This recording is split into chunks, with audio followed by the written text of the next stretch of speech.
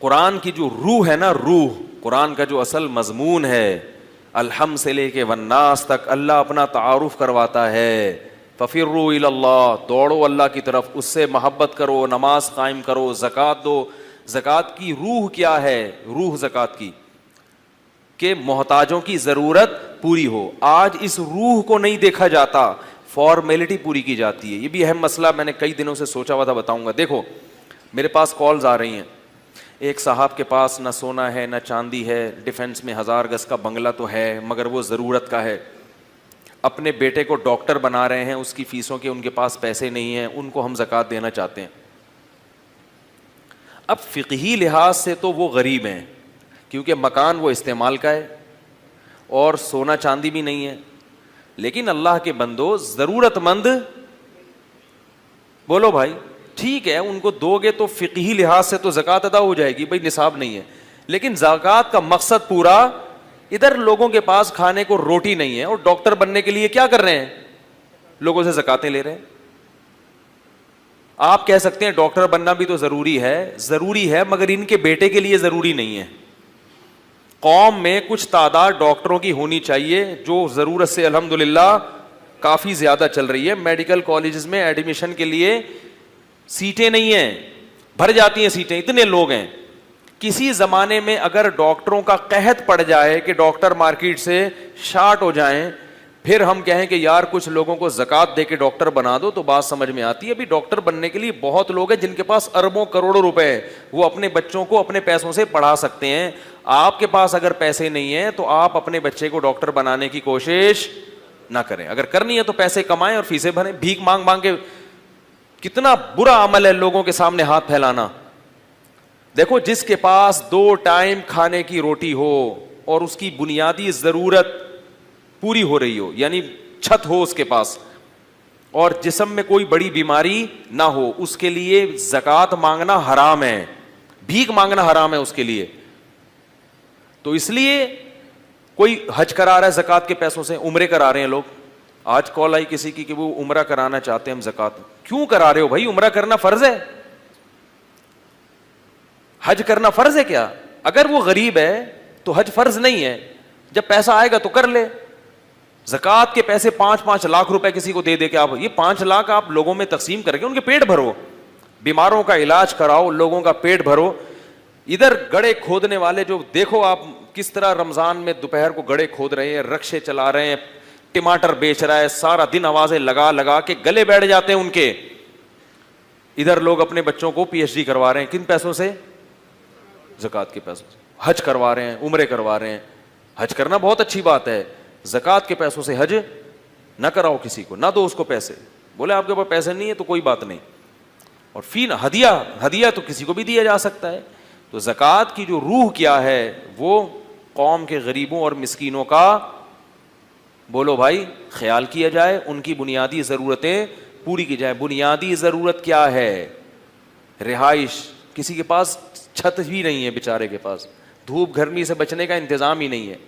کسی کے پاس روزگار کے لیے رکشہ بھی نہیں ہے، کسی کے پاس ٹھیلا بھی نہیں ہے، کسی کے پاس کھانے کے لیے روٹی نہیں ہے، بیمار ہے علاج کے لیے پیسے نہیں ہیں، اور گورنمنٹ کے ہسپتال میں بھی علاج نہیں کر سکتا. ورنہ گورنمنٹ کے ہسپتال میں ٹھیک ہے جیسا مرضی اوپر نیچے ہے لیکن بنیادی علاج ہو جاتا ہے. اس کے لیے زکوٰۃ لینے میرے پاس کالز آتی ہے نا کہ بھائی علاج کرانا ہے فلاں ہاسپٹل میں کہتا ہوں بھائی جاؤ نا گورنمنٹ کے ہسپتال میں، کیوں نہیں کرا رہے؟ کہہ رہے مفتی صاحب مجھے بھی لوگ دیتے ہیں نا کچھ پیسے اعتماد کر کے کہ آپ اپنے کسی کوئی آپ کو مستحق نظر آئے تو اس کو دے دیں. تو بعض لوگ کال آتی ہے کہ میں جو ہے نا وہ بیمار ہوں، اور میں نے کہا بھائی جاؤ نا عباسی شہید میں علاج کراؤ، جاؤ گورنمنٹ کے اسپتالوں میں علاج کراؤ. وہاں بھی اگر علاج کے پیسے نہیں ہیں پھر ٹھیک ہے، یہ علاج کروا رہے ہیں آغا خان میں، معیاری علاج ہو جائے. تو یہ سب ہوس ہے، اس ہوس کا کوئی علاج نہیں ہے. کہتے ہیں جی کہ پاکستان کے کچھ علماء کہتے ہیں کہ آپ زکوٰۃ کے پیسوں کو مسجد یا مدرسے کی تعمیر میں دے سکتے ہیں. میرا بھائی کون سے علماء کہتے ہیں؟ کسی کا نام تو لکھ دیتے نا مہربانی کر. پاکستان کے علماء کہتے ہیں، کون؟ یہ تو متفق علیہ مسئلہ ہے. ایک قرآن کا مسئلہ ہے کہ زکوٰۃ جو ہے اس کی مد معین ہے، انما الصدقات للفقراء والمساکین والعاملین والمؤلفۃ قلوبہم وفی الرقاب، تو اس کے علاوہ کسی دوسری جگہ پیسہ لگ ہی نہیں سکتا، نہ تعمیر میں، نہ مسجد میں، نہ مدرسے میں، نہ ہسپتال میں، نہ کسی چیز میں۔ کوئی علماء نہیں کہتے یہ آپ نے خود گھڑا ہوا ہے، یا جو داڑھی رکھ لے تمہارے نزدیک وہ مولوی ہوتا ہے۔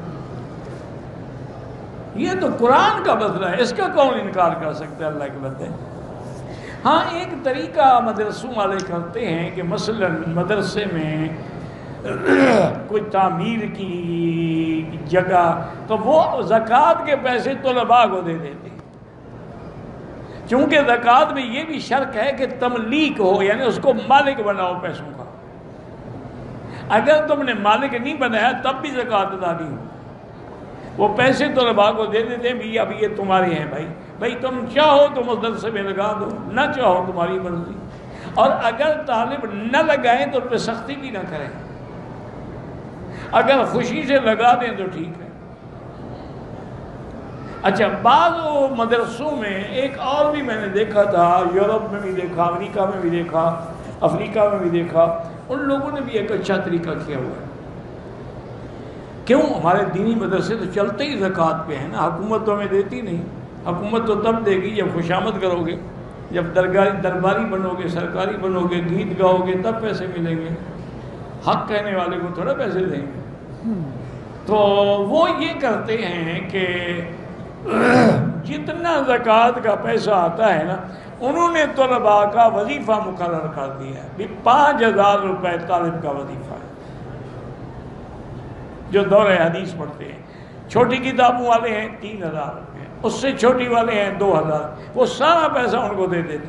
اب ان کو پیسے کہتے ہیں کہ جی اپنے میس کے پیسے داخل کراؤ، کتابوں کے پیسے داخل کراؤ، کرائے کے پیسے داخل کراؤ۔ تو ایک تو اطمینان ہوتا ہے طالب کو کہ میں پیسے دے کے کھانا کھا رہا ہوں، میں مانگا تانگا نہیں کھا رہا، میں نے پیسے دیے ہیں اور مینو کے مطابق میں کھانا لوں گا چونکہ میں تو پیسے دے رہا ہوں۔ دوسرا اس کو تسلی ہوتی ہے، اس کا ضمیر کبھی کمزور نہیں ہوتا، کیونکہ جو لوگ ٹکڑوں پہ پلتے ہیں نا وہ بڑے ہو کے حق نہیں کہہ سکتے، حق وہی کہتا ہے جس نے اپنے گھر سے کھایا۔